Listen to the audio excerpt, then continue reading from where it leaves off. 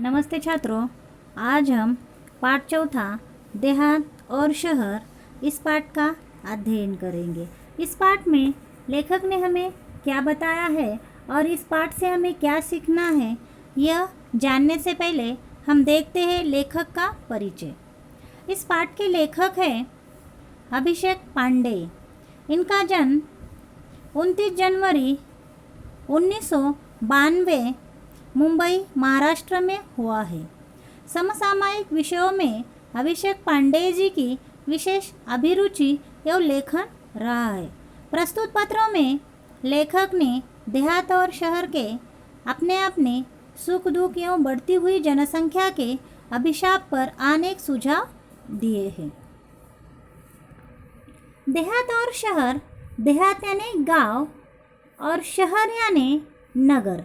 तो गाँवों में कौन कौन सी समस्याएं है या किस तरह से गांव उन्नति कर रहे हैं। शहर की उन्नति तो हो गई है, लेकिन उसके साथ साथ शहरों में कौन कौन सी समस्याएं है, इसके बारे में इस पाठ के माध्यम से, पत्रों के माध्यम से हमें यहाँ पे लेखक ने कुछ बातें बताने का प्रयास किया है।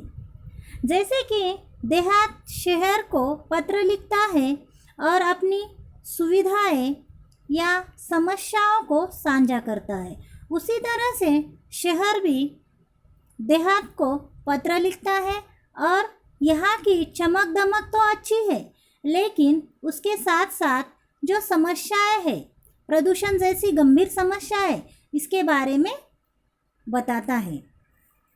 तो ये पत्र लेखन का भाग है और इस पाठ में 2 पत्र दिए हैं और इन पत्रों को हमें इस पाठ के माध्यम से अच्छे से समझना है। इस पाठ का उद्देश्य यह भी है कि पत्र लेखन जो है या पत्र किस तरह से लिखना चाहिए, इससे भी लेखक ने हमें अवगत कराया है। तो देहात और शहर, इस पाठ में शहर और देहात की वर्तमान स्थिति का वर्णन यहाँ पे लेखक ने किया है। एक और जहाँ देहातों में धीमे धीमे विकास हो रहा है, विकास तो हो रहा है, लेकिन विकास के साथ यहाँ पे बेरोजगारी, गुटबाजी, झगड़े, अशांति, इस तरह की सुविधाओं का अभाव हो रहा है। वही दूसरी ओर शहरों में चमक दमक तो है, पर साथ ही भीड़, प्रदूषण, गंदगी जैसी अनेक समस्याएं दिखाई देती है। तो इन समस्याओं को एक दूसरे के साथ बांटने का काम इस पाठ के माध्यम से शहर और देहात ने किया है। यहाँ देखो कि पहला जो पत्र है, यह पत्र देहात ने शहर के लिए लिखा है। पत्र किस तरह से लिखा जाता है, पत्र के भेद, इसके बारे में हमने विस्तृत चर्चा की थी। तो पत्र लेखन करते समय यहाँ पे जो पत्र लिखा है, इसकी जो तिथि है 1 अगस्त 2017 के दिन देहात ने शहर के लिए पत्र लिखा है। और पत्र लिखते समय संबोधन में यहाँ पे लिखा है प्रिय मित्र शहर, और अभिवादन में लिखा है नमस्कार। प्रिय मित्र शहर, नमस्कार। इस तरह से पत्र की शुरुआत देहात ने की है और इस पत्र के माध्यम से शहर के साथ कौन कौन सी बातें साझा करता है, ये हमें देखना है। तो देखिए बच्चों, कल तुमसे बात हुई, मेरे सुख दुख के संबंध में पूछा, धन्यवाद। बहुत सारी बातें मन में है, सब कुछ दूरध्वनि पर कहना मुश्किल है। टेलीफोन के ऊपर हम सारी बातें नहीं कह सकते, सोचा पत्र ही लिखो। अब मैं अपना दुखड़ा क्या रो, दुखड़ा यानी दुख, मैं आपसे क्या बताऊँ। यहाँ पे जो उन्नति हुई है उसके बारे में भी मैं बात करता हूँ। चलिए इस बार कुछ अच्छी बातें भी तुमसे साझा करता हूँ। साझा करना यानी बांटना। डिजिटल क्रांति का थोड़ा असर हमारे गांव में दिखाई पड़ने लगा है। मोबाइल के माध्यम से नित नवीन सूचनाएं हम तक पहुंचने लगी है। गांव-गांव में मोबाइल की सुविधाएं आज उपलब्ध हो गई है और बहुत सारा ज्ञान हम मोबाइल के माध्यम से जान सकते हैं, समझ सकते हैं। स्वच्छ ग्राम स्वस्थ ग्राम परियोजना घर घर तक पहुंच गई है। ग्रामजन भी शिक्षा, स्वास्थ्य, रोजगार, खेती के औजारों और आधुनिक खेती की पद्धतियों को थोड़ा थोड़ा जानने लगे हैं। मतलब जो खेती के लिए औजार होते हैं इसके बारे में भी किसान जान गए हैं और अलग अलग तकनीक के आधार पर आजकल खेती की जा रही है।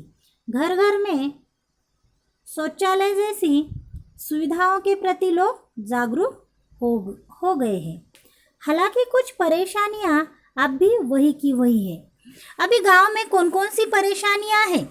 अच्छी अच्छी बातें तो हमने जान ली, जैसे कि किसान खेती नई तकनीक के साथ कर रहा है, मोबाइल के माध्यम से बहुत सारी जानकारी हासिल कर रहे हैं, डिजिटल क्रांति का असर गाँव पर दिखाई दे रहा है। लेकिन उसके साथ ही बहुत सारी परेशानियां हैं। इन परेशानियों से गांव तंग आ गए हैं, जैसे कि पीने का पानी लाने के लिए दूर दूर तक जाना पड़ता है और बहुत दूर से, कोसों दूर से पीने का पानी लाना पड़ता है। गाँव में विद्यालय तो है पर उनमें आवश्यक सुविधाएं नहीं है। महाविद्यालय तो हमारे गांव से बहुत दूर होते हैं। देखो गांव में कौन कौन सी परेशानियां हैं, जैसे कि पीने का पानी नहीं है और पीने का पानी लाने के लिए दूर दूर तक जाना पड़ता है। गांव में विद्यालय होते हैं लेकिन इन विद्यालयों में सुविधाएं नहीं होती हैं और इन सुविधाओं की न होने के कारण यहाँ के बच्चों को अच्छी तरह से पढ़ाई का मतलब समझ में नहीं आता है या अच्छी तरह से ये पढ़ाई नहीं कर पाते हैं।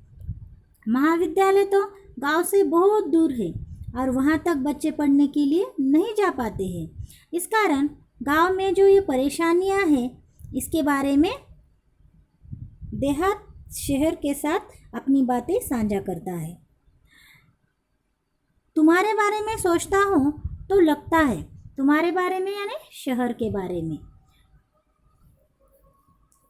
तो शहर के बारे में जब गांव सोचता है तो लगता है कि अत्याधुनिक नई नई जो सुविधाएं हैं ये सुविधाएं शहरों में उन्नत हो गई है। यहाँ पे इन सुविधाओं की उन्नति हो गई है यानी कि विकास हो गया है। नई नई तकनीक शहरों में विकसित हो गई है। दिन दुनी रात चौगुनी उन्नति हो रही है। शहरों की उन्नति तेजी से हो रही है। दिन दुनी रात चौगुनी यानी बहुत तेजी से उन्नति करना। तुम कितने सुखी हो? गांव को ऐसे लगता है कि शहर बहुत सुखी है। यातायात के आधुनिक साधन, पक्की चौड़ी जो सड़कें हैं शहर में विकसित हो गई है और आने जाने के लिए यातायात के साधन भी विकसित हो गए हैं। बड़े बड़े शॉपिंग मॉल है जहाँ पे हम अलग अलग वस्तुओं की खरीदी कर सकते हैं, खरीद सकते हैं। 24 घंटे बिजली की सुविधा, शहरों में 24 घंटे बिजली की सुविधा होती है और ये बिजली की जो सुविधा है ये शहर के शान में चार चांद लगाती है। कभी कभी मन उदास हो जाता है।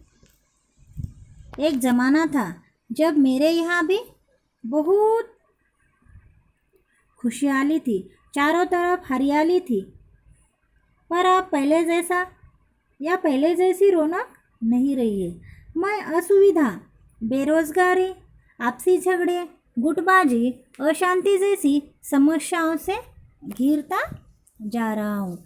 या अशांति जैसी समस्या है, बेरोजगारी की समस्या है, ये गांव में तेजी से बढ़ रही है। इस कारण मुझे बहुत ही दिक्कत हो रही है। ऐसा गांव शहर के साथ अपनी बातें बताता है या साझा करता है। तीसरे परिच्छेद में ये बताया गया है कि जहाँ रहा हूँ यहाँ के कुछ अशिक्षित और अल्पशिक्षित लोग परिवार कल्याण के प्रति आज भी उदासीन है। जनसंख्या भी बढ़ रही है, उनके लिए यहाँ काम धंधा नहीं है। तो जनसंख्या बढ़ने का जो कारण है वो अंधविश्वास है या कम पढ़ाई लिखाई, अल्पशिक्षित, परिवार कल्याण के प्रति आज भी लोग उदासीन हैं। इसी कारण अभी देहातों में भी जनसंख्या बढ़ रही है। रोजगार की तलाश में लोग शहर जा रहे हैं, जहाँ काम के लिए मजदूर नहीं मिल रहे। बहुत सारे लोग हैं काम की तलाश में शहर जा रहे हैं और लोग शहर जाने के कारण गांव में काम करने के लिए मजदूर नहीं मिल रहे। शहरी चमक दमक और आधुनिक सुविधाओं की ओर आकर्षित होकर लोग मुझे अकेला छोड़कर तुम्हारी ओर दौड़ रहे हैं। यहाँ स्वास्थ्य सुविधाएं भी नहीं है, बीमारियां हैं पर पर्याप्त मात्रा में सुसज्ज और अच्छे अस्पताल नहीं है। लोगों को ठीक समय पर दवा नहीं मिलती है।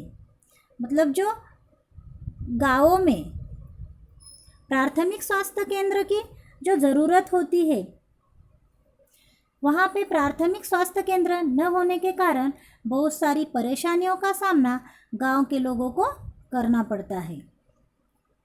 मेरा परिवार मानो टूट सा है। बताइए अब मैं क्या करूं? जो गांवों में बड़े बड़े परिवार हुआ करते थे, वहाँ छोटे छोटे परिवारों की जो संकल्पना है वो विकसित हो गई है और मेरा परिवार मानो टूट सा रहा है, ऐसा यहाँ पे देहात शहर को बताता है। तो इस पाठ के माध्यम से लेखक ने हमें जो गांव की जो परेशानियां हैं, विकास तो हो रहा है, लेकिन कैसा विकास हो रहा है? धीरे धीरे विकास हो रहा है, लेकिन उसी के साथ वहाँ पे बहुत सारी समस्याएं दिखाई देती है। इन समस्याओं के बारे में इस पत्र के माध्यम से देहात ने सारी बातें शहर के साथ साझा की है। तो ये पत्र था देहात ने शहर के लिए लिखा हुआ।